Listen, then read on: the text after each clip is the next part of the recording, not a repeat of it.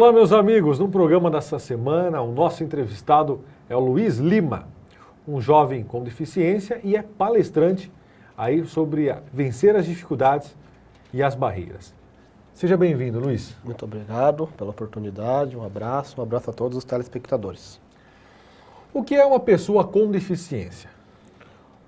Bom, uma pessoa com deficiência, segundo a legislação e segundo a terminologia da ONU, é uma pessoa que tem alguma restrição por tempo definitivo. Um resumo breve. Dentro da questão da deficiência, existem alguns segmentos. O visual, o auditivo, o sinestésico, intelectual. Hoje no Brasil, cerca de 45 milhões de pessoas têm algum tipo de deficiência, dados do IBGE do último censo de 2010. No mundo, segundo a ONU e a Organização Mundial de Saúde, de cada 7 pessoas no mundo, uma tem algum tipo de deficiência. Qual que é a sua deficiência? Eu sou deficiente visual, baixa visão. Baixa visão. Isso, que tem o cego, que é a pessoa que não tem visão alguma, tem o visão monocular, que é a pessoa que tem visão apenas de um dos olhos, e o baixa visão. Que seria? Eu não tenho a totalidade da visão. E o resíduo visual que eu tenho se enquadra como deficiência. Tem gente que tem alguma perda ocular, mas não se enquadra como deficiência.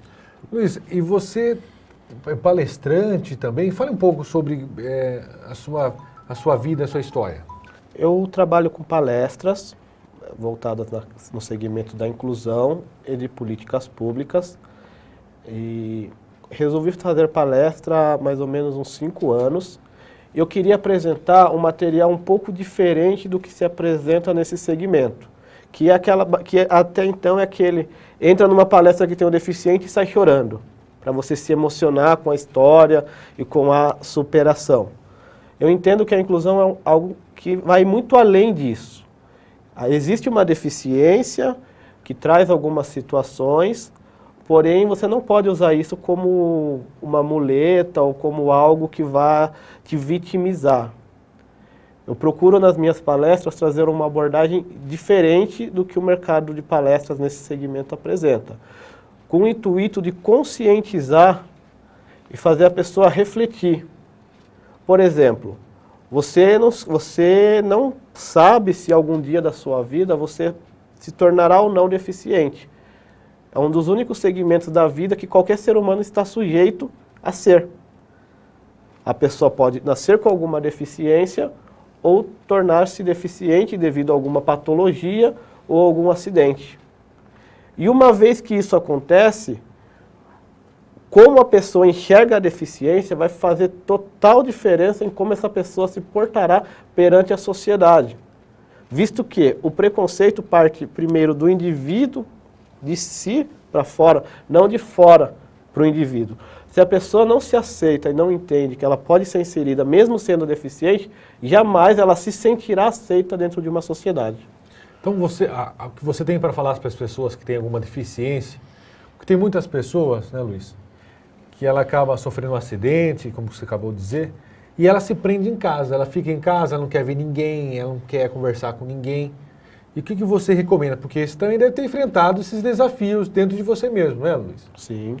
Eu nasci com deficiência, nasci cego, devido a uma cirurgia muito bem sucedida na época, que era uma cirurgia pioneira, e aos esforços dos meus pais, em especial, que essa cirurgia tinha que ser feita em tempo recorde, eu comecei a ganhar visão. Meu campo visual começou de uma maneira mais lenta. Uma pessoa, no geral, ela termina de compor a visão aos 7 anos de idade. No meu caso, esse processo foi bem mais lento. Mas hoje eu tenho, graças a todo esse processo, uma vida relativamente típica, para não utilizar o termo normal.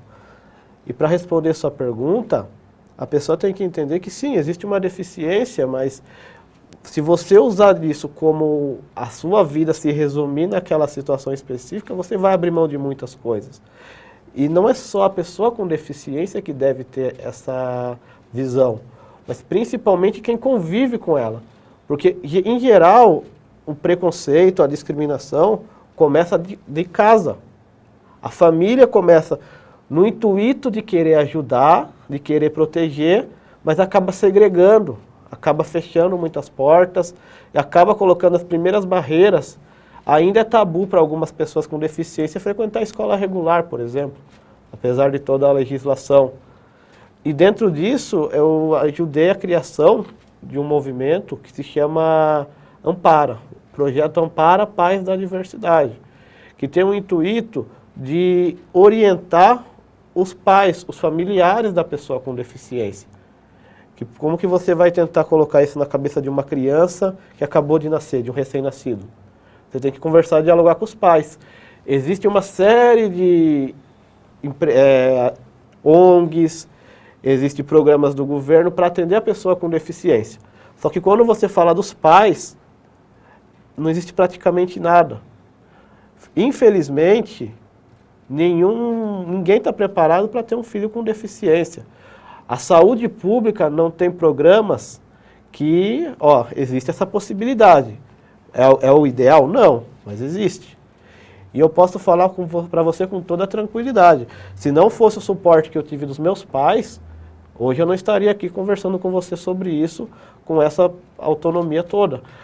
Luiz, e o que você recomenda para os pais, principalmente para os pais ou para os avós que convivem ali com aquela criança, sobre como lidar com uma criança que está com deficiência, com alguma deficiência? Primeira coisa, é necessário você entender qual é a deficiência. Entender o que pode, entender o que não pode, ter orientação médica, que todo mundo vira especialista na área para dar opinião e dar palpite, mas é importante você ouvir de especialista e ter a noção que é um ser humano, não é de vidro. Vai se machucar, vai cair, vai errar, deve ser corrigido também. No meu caso, existe a deficiência visual. Isso não impacta, por exemplo, eu ser cobrado por deveres de uma criança, não ser cobrado por boas notas na escola. Não existe correlação. E muitas vezes a família, numa tentativa de compensação social, não, coitadinho, ele já não enxerga direito, deixa ele. Não, tem que tratar em caráter de igualdade. Porque essa pessoa tem que ser preparada para uma sociedade que não vai tratar ela de uma forma, não vai dar privilégios por ser deficiente. Muito pelo contrário. No mercado de trabalho, se falar que vai ter demissão coletiva, ninguém vai falar, manda eu ir embora para o deficiente continuar trabalhando. Nós vamos para um rápido intervalo. Fique ligado conosco no canal 24 da NET. Daqui a pouco nós voltamos com o Luiz Lima, que vai falar um pouquinho sobre os seus momentos, suas histórias e suas experiências.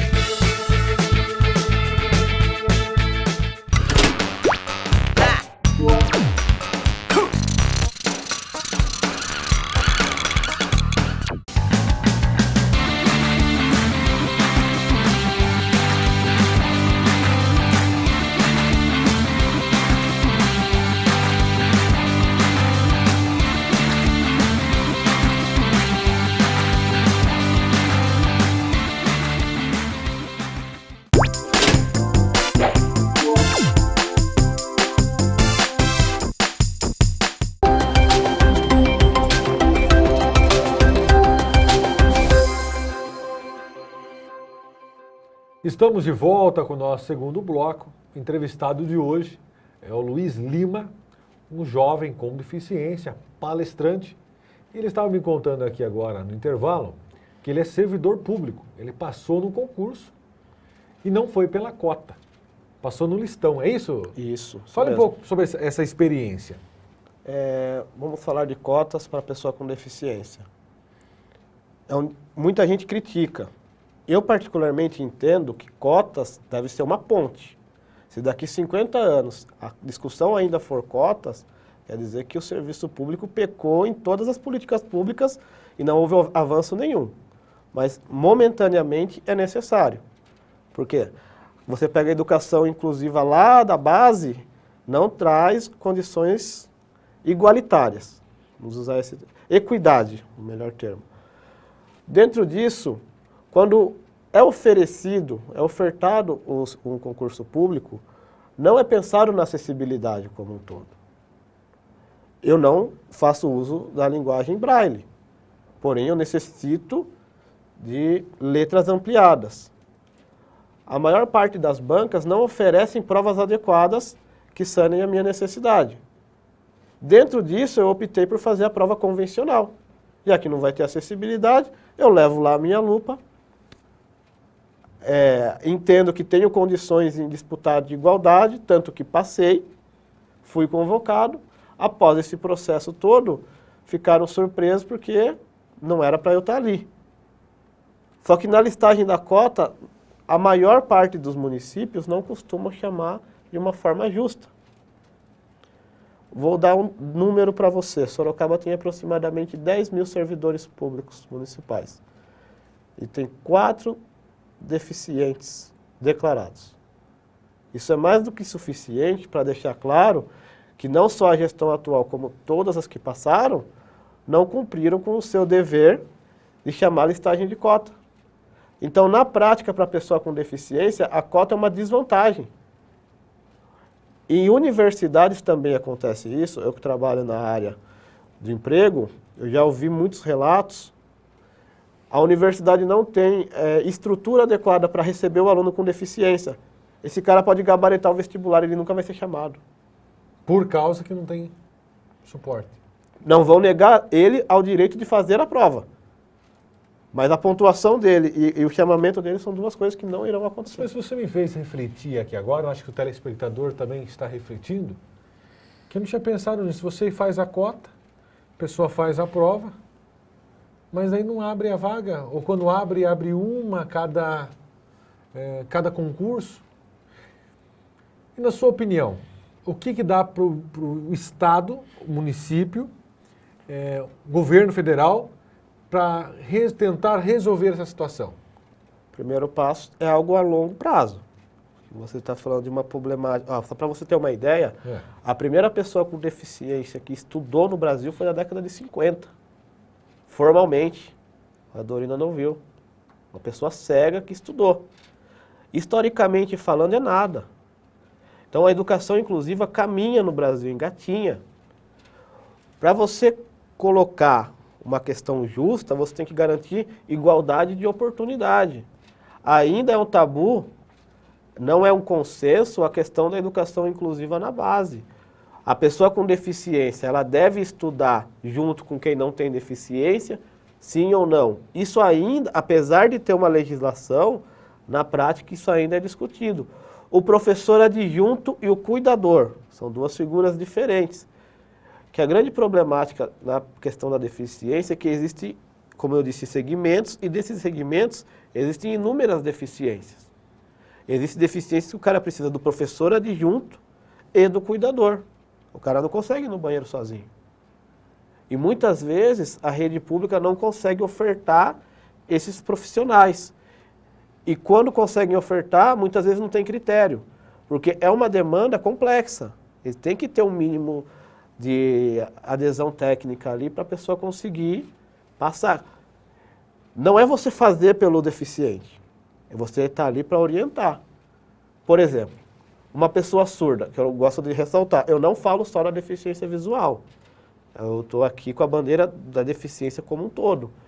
Você ensinar português para um surdo é algo extremamente complicado. O cara não verbaliza. Aí o cara está no ensino médio lá, não tem noção nenhuma de português. Ele teve uma educação de qualidade? Estou te falando com fatos, eu conheço pessoas. Se um cara desse vai passar numa prova, uma prova séria, um vestibular sério, o cara desse não passa. Se for uma prova de indústria, por competência, o cara desse não passa. E ele estudou lá aos 11 anos da escola letiva. E aí? Eu vou tirar a cota ou vou deixar a cota maquiada? Ou eu vou resolver um problema que vai dar trabalho, entendeu? A medicina está curando muito. Só que a medicina ela deixa muitas sequelas. E parte dessas sequelas é deficiência. Isso é uma realidade.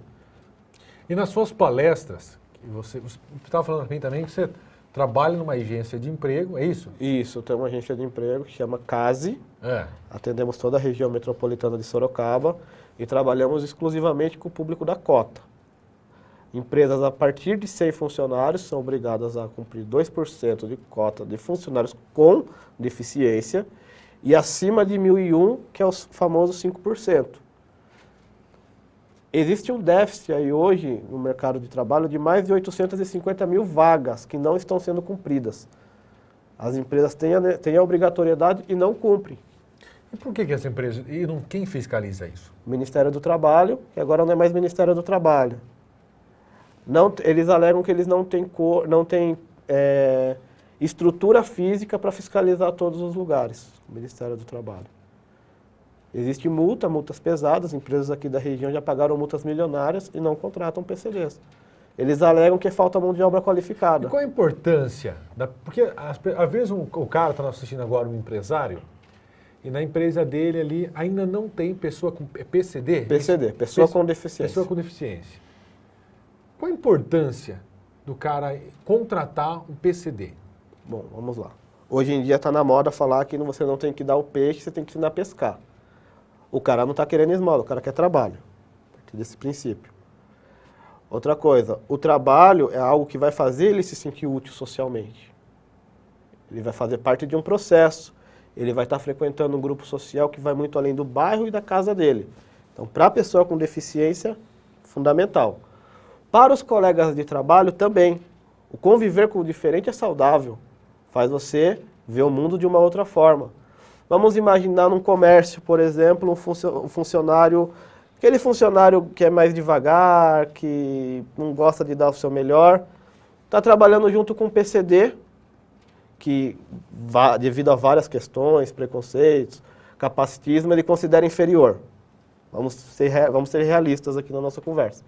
E aquele PCD que ele considera inferior, está dando o melhor dele, está produzindo 2, 3 vezes mais que o cara que não tem deficiência. Isso dá um impacto de realidade absurdo. Porque você dá um choque na equipe e você estimula, sem falar uma palavra. Que a atitude ela vale mais.